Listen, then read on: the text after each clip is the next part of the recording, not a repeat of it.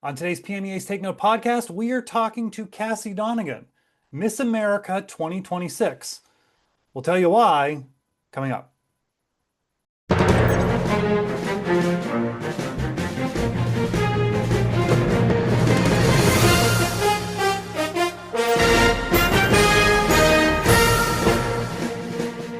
Well, hello, everybody, and welcome to this edition of PMEA's Take Note podcast. I'm Mark Despotakis. Thank you for being here with us today. And today we have a very special conversation with someone on the national stage, someone that I would say is probably not the normal fare of guests that you would hear on Take Note, a music education podcast, but I'm not going to tell you why she's here. We'll find that out later. I am thrilled to welcome in Cassie Donegan, who is Miss America 2026. Cassie, thanks for being here. Hello, thank you so much for having me. I'm very excited to be here.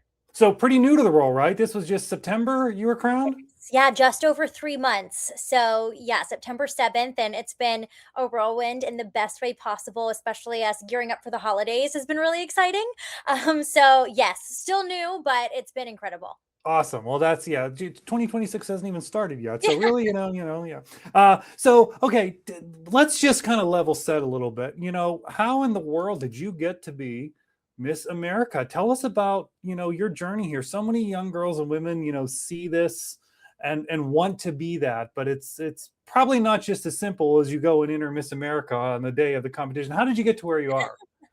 Yeah, I think, it definitely has not been a linear journey by any means. I think it's something that's definitely built on a lot of consistency and a lot of perseverance, especially in my journey. I think I've lived a life that has not necessarily set me up to be Miss America per what people would expect, right? But I think that's the beauty of it, is that every Miss America, every state delegate, every local delegate, their journey is so different and so unique to them. And that's what's so remarkable about this organization, is it brings together so many hardworking, resilient, and passionate women who show up over and over again, even if things don't necessarily feel like they're going their way at first, right? And I think for me, having a background in the arts, starting that very young, and hearing no so often in my Hmm. industry, having to pivot so often, it really it propelled me to learn how to advocate for myself and how to find my space in those places and to stand in truth in it, and having that authenticity in it. And in terms of my Miss America journey, it's always been about so much more than hopefully becoming Miss America. We have these incredible benefits that come along with the Miss America opportunity, like scholarships and personal growth and leadership development, and all of these skills that you're learning along the way of hopefully becoming Miss America. But it was also really learning how to use my voice with purpose. I think if nothing else I have learned in this organization, that may be one of the most important elements of it, is being able to take those passions that are important to me and recognizing that they are important to other people. And even if they may not be at first, my voice can help catapult them into being important to others. And so being able to just really stay grounded in my authenticity and who I am and my purpose and my why on this journey, but also having a community of people around me helping me to remain true in that journey. And those can be people that you're given and people that you choose, right? There's validity in both sides of that. And so I think I'm very blessed to have a blending of those two realities, really helping bring to fruition this dream that was very long in the making. Yeah, and listeners of our podcast know that we've had the former Miss Pennsylvania, Miranda Moore, on here several times, who spoke to a lot of the very similar things that you're talking about this community that is created through the entire system, not just when you get to the competing for Miss America level, and that camaraderie and that learning that comes from it. So fascinating to hear that's from you. And one of the things that we had talked about with her is that, maybe I'm curious for your perspective on this also, is what people might perceive or may have perceived at some point about what the pageant system is like is not what it is really like. It's not what it was 20 years ago. I mean, is that fair assessment? Sure. I mean, but I also think that the perception 20 years ago was also not necessarily correct either. Okay. At the core of it, Miss America has always been about empowering women and service and doing that through service, right? And so the heartbeat of the Miss America opportunity is serving others passionately and full of purpose and showing young women how to find their voices to that purpose and doing so in an empowered way, right? And so I think that, yes, sure, we may have started 104 years ago, right? There are 97 other women who have had the honor of helping build this legacy before me. But I think that even back then, 104 years ago, we've often been underestimated in society. I think that's just the reality of being a powerful woman in society, no matter the decade, right? And so being able to be a part of changing that narrative and showing people what strong women really are capable of, and also how necessary we are to achieve the long term goals of society and the world as a whole. It's really exciting. And I'm really thankful to be able to honor the legacy and all of that work that those 97 other women poured into this opportunity and changing that narrative and really showing up and showing people the work that we put in and the difference that it makes, because Miss America is relevant now more than ever in terms of being a game changer and shattering those glass ceilings and really proving to the world how necessary she is as an entity, as a legacy, and as an opportunity to springboard women into making their dreams become reality. Yeah, I absolutely love that statement of it's probably more important now than ever, and that's fantastic. So we should also tell people that you came from New York, so Yes. Miss New York before you got to Miss America. You mentioned a little bit about your involvement growing up in the arts and theater. So talk to us a little bit about that. What experiences you took from that? How that helped your journey here, but you as a person as well. Oh my goodness. I mean, I think that I'm the walking testament of the arts can truly save someone's life. And I know I've said that many times. I've had the opportunity in 3.5 months as Miss America to get to express that reality and discuss how that is true to me. But it never loses its value every time I say it, because it is so true that I'm not an oddity in that.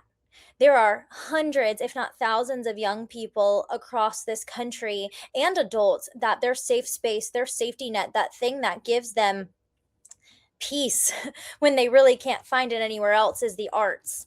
And it shaped who I am in my entirety. I think it's a blessing that so much of my identity and who I am as a being is intertwined in what I have been blessed enough to do as a profession. And I cannot be more grateful that I get to find true joy every single day in what I do as a performer and getting to share that with others, but then also as an educator and being able to pour into our future professional creatives in everything that they do along their journey, even if I'm just one small part of it one day in passing, right? And so I think being able to really express to people how necessary the arts are, because I wouldn't be sitting here as Miss America or as Cassie if I didn't have them.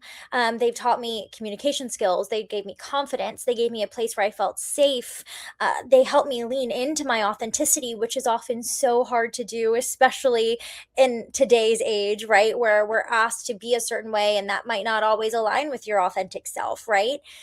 But at the end of the day, it's taught me how to lead and interact with empathy and being able to meet people where they are and how important it is to be able to do that, because the arts, they don't just build performers or creatives, they build real people who are problem solvers, but do so in a way that is communicative and community driven and love driven, because we know and understand what it means to truly pour ourselves into what we love and what we do, and it's very easy to translate that into the way we are with other people.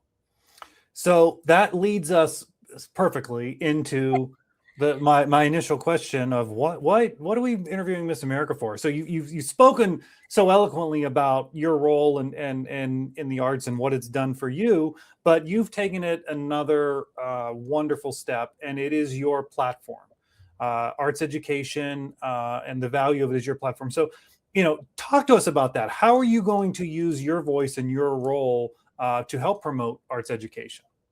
Absolutely. I think one of the biggest elements is changing the narrative in our conversations. We so often ask, well, why? And the why is not relevant, right? because it doesn't matter. The why is that it's our youth, it's our children, and so we have to.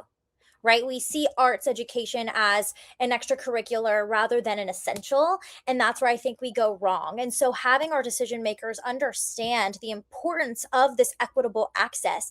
Children don't decide where they go to school. They don't decide their economic background. They don't decide any of these things for themselves. And it's our responsibility to ensure that regardless of those numbers, statistics, whatever, every single young person across this nation has the same equitable access to a robust educational experience, and that includes arts education. And so, as Miss America, I am very hopeful to be able to speak to those decision makers, hopefully making a federal blanket. While it is easier to get access to those state conversations, the biggest change is going to be found if we make this something that's federally, we have a federal just blanket statement of how we have to handle arts and education across the nation, across all of our school districts. Because when we start having it in the hands of everybody everywhere, it gets a little harder to streamline that and ensure that everyone's getting that same educational experience. And so, really, just being a voice, advocating, raising your voice together, because the louder we are, the more people will hear. Because not a lot of people understand how intertwined to our day to day society arts is. It's so easy for us to think of just those instant gratification forms of art, like Netflix or going and seeing a show.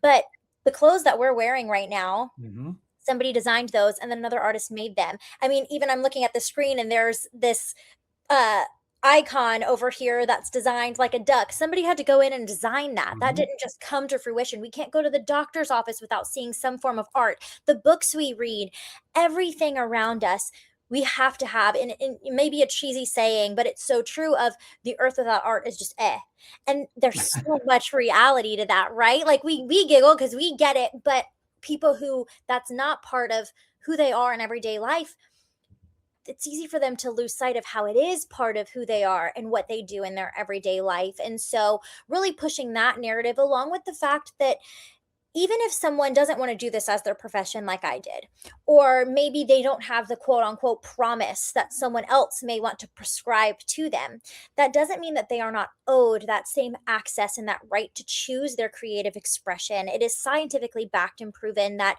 our young people are able to have better regulation of their emotions. They have better mental health. They have better social climates when they have access to these places that give them that release and that safe space. That in turn is a conversion right into a better overall social climate for your entire school, creating educator retention. Because when it's a better and safer space to work in, why would your educator want to leave so quickly, right? And then that domino effect, as these people, some of them are probably going to choose that to be their profession. And we may not be the most consistent, but we are one of the highest return on investment industries in the economy. And so we are helping curate our future professionals who are then directly not only going to impact society as a well-rounded individual in a positive way, but then directly pour right into our economy, especially when you're like me from New York City, where arts and entertainment as one of the biggest drivers of our economy here in New York State and especially in the city. And so no matter what angle you're trying to have the conversation, it's beneficial to ensure this access. And so very long-winded answer for you is, as Miss America, just really making these points, but being able to make the point that I'm the living embodiment of it, right? Without the arts, I would not be here. And that is a fact. That's not theory. I know where I was at 12. I know what the bullying felt like, and I know the plan that I had. And had I not had access to the arts, I wouldn't be sitting here as Miss America 2026 and being able to have the honor and privilege to ensure that our young people have their right to access in this way, and attempting to bridge that gap as much as I can. I'm the founder of 3 arts education scholarships to help alleviate that financial strain for young people who have to use extracurricular arts activities because they don't have access in their school, as well as one of them goes to individuals going into their undergraduate or graduate programs as well. So while we're on that uphill journey to get that equitable access nationwide, I'm doing everything I can in my own right to be able to give even just a small percentage of individuals a little bit more of a resource to be able to access that outside of their school. Yeah, and well, you sold me. So we know that I don't have the exact percentage off the top of my head, but it's in the 90% of students across the country have access to arts education. Some might say, well, okay, well, that's awesome.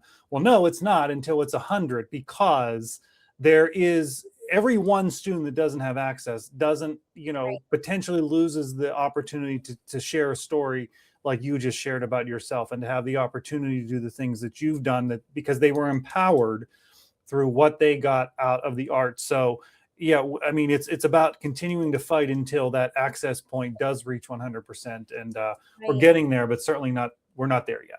Yeah, and if you flip that, sure, it's 90 something percent, but that still means that almost 2 million students Mm-hmm. are going annually without, and that's way too big of a number. Just in New York State, it's over 113,000 annually, and so you can always try to find I love to find the silver lining. I love to find the bright side, but we can't do that on topics like this, because finding the bright side then neglects those that really need the change to happen to get to that 100%, like you said. Right. And the bright side is your story of saying this is what it did for me, and I can attest to it, as certainly so many of us can, in different ways. So we appreciate your work in helping to continue to elevate the conversation around arts education. So let me kind of go back to just the Miss America piece. You talked a lot about how there's lots of girls and young women out there who aspire to be Miss America, or to be in some position similar. What's your advice to them out there that are watching, that want to be like you? I think don't try to be like me. Okay. Be like yourself. And I think that's been one of the biggest key points to me finding the success that I have wanted for myself, was number one, defining what that version of success looked like, because it's different for everybody. And that's okay. And if you're chasing someone else's version of success and refusing to acknowledge that other people's lives are often shown in highlight reels, not in reality, then it's going to be very hard for you to find success, right? So defining that success for yourself, and really being honest with yourself of, when am I not going to have fleeting moments of happiness but finding true joy? Once you decide that, then commit to the long game, right? You have got to then understand that consistency is key, even when things try to knock you down, because they're going to, and they're going to try really hard to knock you down time and time again. But you can't let one or multiple setbacks convince you that you're not capable. And in that, sticking true to your authenticity. I mean, there was something that was so important to me from my journey to Miss New York to Miss America, and that was being myself. I knew that I would never be happy had I become Miss America as a version of myself that I thought people wanted. And I'm so grateful that the version of myself that is true to myself, that I've worked a very, very hard and long time to love, resonated with the right people. And I think that is key, because if you're not going into things authentically as you, then those aren't the spaces for you, because there are spaces for you 100% as yourself. You just have to find them and then dive headfirst into them. And you have to remember that you're doing things to grow, right? Not just to achieve dreams, right? So while you're building those dreams, you need to also find other elements of skill building that you want to build as well, investing in your education, in your relationships with your loved ones, in your experiences, not just something that's visible, right? We need to also have things that are preparing us for the impact, not just for the visibility, and staying rooted in your purpose of why you're doing this.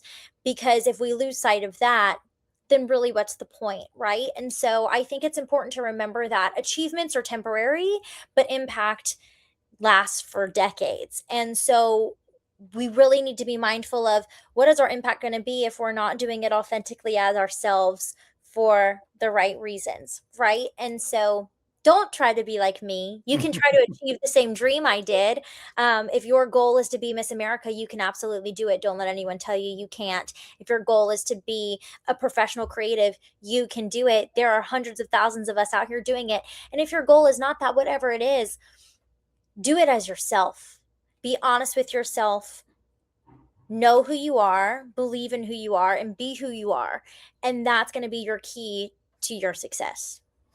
Let me just tie a bow around that. When you talked earlier about what the arts taught you, one of those pieces was being authentically yourself. So that ties into, I think, that the point you just made, which I really appreciate all of those points that you made. And again, we really appreciate you being an advocate for arts education. So Cassie, thanks for joining us today. We really appreciate it. Well, thank you. It takes a village of us to be able to make sure that other young people for generations to come have the same access, if not better than we did. And so I appreciate you and your time and allowing me the space to say my piece on the matter. And I'm sure this won't be the last time that I do, but Good. I appreciate you and giving other creatives like myself to have this space to share our messages, because like you said, it is a long journey. We're nowhere near the end, and I'm very grateful to be in the position that I'm in to advocate for it, because as an educator and a professional myself, I see every single day the impact that the arts have on these young people and how that dominoes into everyone around them. And it is our responsibility to make sure that they have it. So thank you for giving us all a voice and amplifying that message. And yeah, keep doing it. We so appreciate it. And again, thank you for joining us, and congratulations on being Miss America 2026. And thank you all for joining us on this edition of PMEA's Take Note podcast. We will see you next time.